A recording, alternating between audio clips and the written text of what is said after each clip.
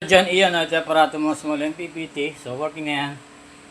Ang cutoff nito ay yan, 11.5. Mga low low bat, mga wala yung LED red, mga walang ng kuryente. Sa ngayon meron no, naka-ilaw yung LED red natin. So lagay natin itong isang clip pan. Working ang clip pan natin. Then yan, nag-harvest na siya ng 1.1 ampere. Then wattage is 17. No? So balutin ko lang to, din pasip natin mamaya, no? So ito yung breaker mo, no? Breaker ng solar panel, breaker ng battery, at breaker ng inverter. So itong solar panel, positive to negative lang yan. So 200 watts pwede hanggang dalawa, or single na 400 or 350, no? Pwede. Color coding yung wiring natin, no? Positive to negative. Then dito sa battery, ganun din, positive to negative. Red is positive, black is negative. So may previous na basic battery cable, no, with clamp. Then yan, pagpapatay mo aparato mo, no, patay mo muna yung solar panel. So kahit anong controller man yan, PWM o MPPT gaya nito, no. Then off natin yung inverter.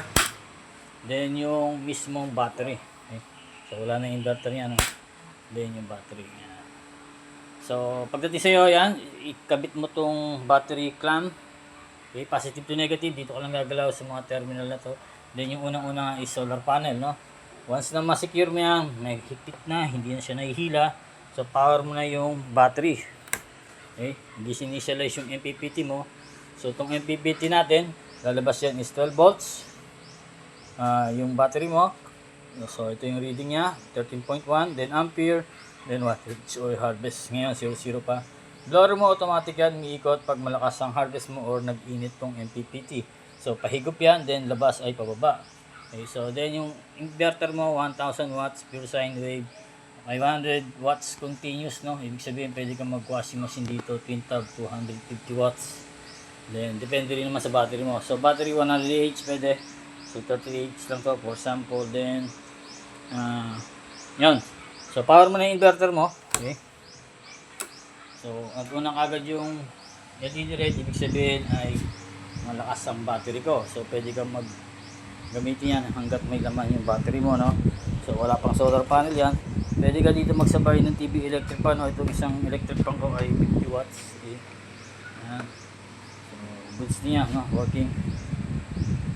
So buksan natin. So yun, solar panel on natin. Okay. Mag-harvest siya. So unti-unti yan, magre-reading yan, no. So 0.5 ampere, then 20 watts. Yan.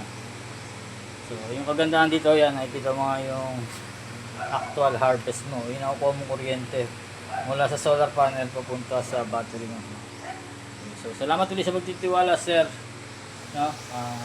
Sir John Ian. So God bless.